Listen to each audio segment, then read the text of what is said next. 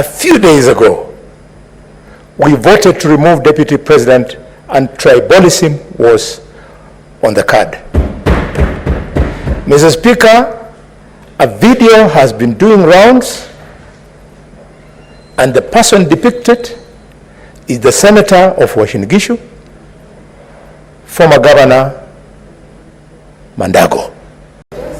I want to thank the Senator of Vihiga for accepting to be informed. Senators, we should recall that a few days ago, we voted to remove Deputy President and tribalism was on the card. Mr. Speaker, a video has been doing rounds and the person depicted is the Senator of Uasin Gishu, former Governor Mandago. And Mr. Speaker, in that video, it is recalling the role he played in removing Professor Ayiro. Mr. Speaker, sir, because of the seriousness of tribalism, we should call out the Senator of Uasin Gishu. Mr. Speaker, I was in this house. I remember we moved a motion and we call out honorable senators. Senator Boni, take your seat. Senator Boni, take your seat. Order, honorable senators. Senator Fernandi, you cannot rise on a point of order against a point of information. Now, honorable senators, allegations have been made, very serious allegations by the Senator for Vihiga. He has requested for time to enable him substantiate. Senator Boni, that does not amount to information, the one you're passing. And I have not had the advantage of looking at the video, so you cannot even refer to it. So we will allow Senator Osotsi to substantiate next week. If you look at the standing orders, it's very clear. We go by standing orders, Majority Leader. So let's leave it there. Senator Osotsi, your time had run out, so we go to the Majority Leader. You may proceed to take your 2 minutes. Mr. Speaker, I wanted to speak about Mama Lucy, but now I've been distracted by the very unnecessary attacks on a colleague by none other than Boni Khalwale. Mr. Speaker, you cannot allow that to remain on record. Discussing a colleague, the provisions are clearly provided for in our standing orders, Mr. Speaker.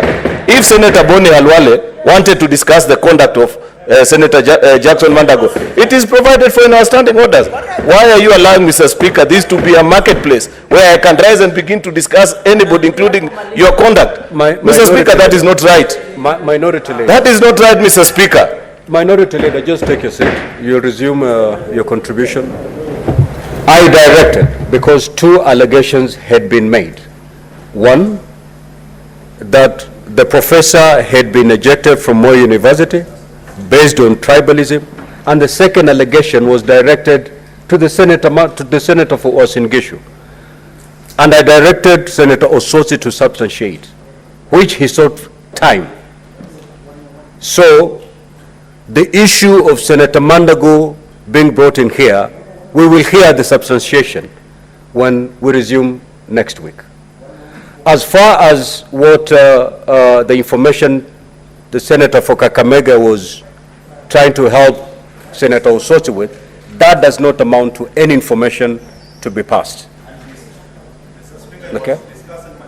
And to the extent that it was not information helpful to Honorable Senator Osotsi, and to the extent that it touches on the conduct of one of the honorable senators in this House, then Senator Boni Khalwale, you need to retract that statement and allow Senator Osotsi to come and substantiate on his allegations. Just retract and take your seat.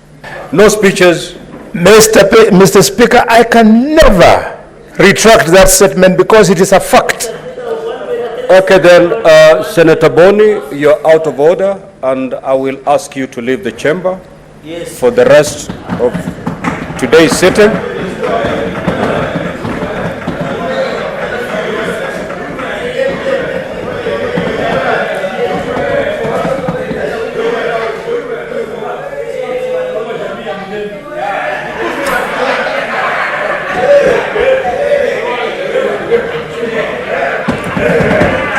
Okay, Majority Leader, you may proceed. Speaker, thank you for granting Senator Boni Khalwale a chance to enjoy his favorite glass of changa early in the day. Mr. Speaker, can I quickly now... Majority Leader, you are discussing the conduct of Senator Boni. But he enjoys changa, that is a fact. Just retract that statement. That is a fact. Order, Honorable Senator, order. Majority Leader, proceed to retract that statement. Mr. Speaker, I withdraw changa and replace it with his favorite drink, which is known anyway. Senator, Majority Leader, conclude. You have 1 minute to go. Mr. Speaker, quickly, now to more serious issues. Mr. Speaker, I want to add my voice to the issue of Mama Lucy Hospital that has been brought by Senator Hamida. Where Mama Lucy sits today, Mr. Speaker, is where I played football as a young boy, from the age of 2 up to the time I became an adult.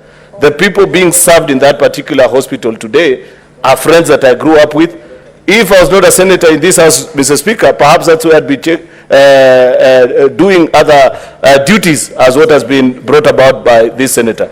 Therefore, Mr. Speaker, I want to plead with the chairperson of the Health Committee to treat this matter with the urgency that is needed. If citizens of this republic are sharing 4 to 5 people one hospital bed, Mr. Speaker, then the intervention of the county and the national government, Mr. Speaker, is urgently needed to alleviate the suffering that is being faced by these citizens. I beg Senator Mandago and his team of the Health Committee to treat this matter with the urgency that it deserves. I thank you, Mr. Speaker.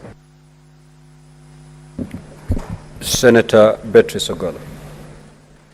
Honorable Speaker, I want to first, as I support Senator Mida's statement, I want to congratulate all the men in our lives, and especially this special man in the life of Senator Gloria Orwoba, that is going to give birth to a new Kenyan very soon. But, Honorable Speaker, my problem, Honorable Speaker, I keep wondering whether, is it fair that 60 years after independence, women have to deliver in distress, Honorable Speaker? There's 9 months that we go through being pregnant is distressed enough. Honorable Speaker, if 4 mothers or 2 mothers that have delivered are sharing a bed, this recommendation is not implemented. Madam Speaker, the other one is about education system. Madam Speaker, there is a freedom of religion. Madam Speaker, most of our schools, be it private or public, there's no a special place for prayer for Muslim students. And again, some of the students, of Muslim students, are forced to do Christians.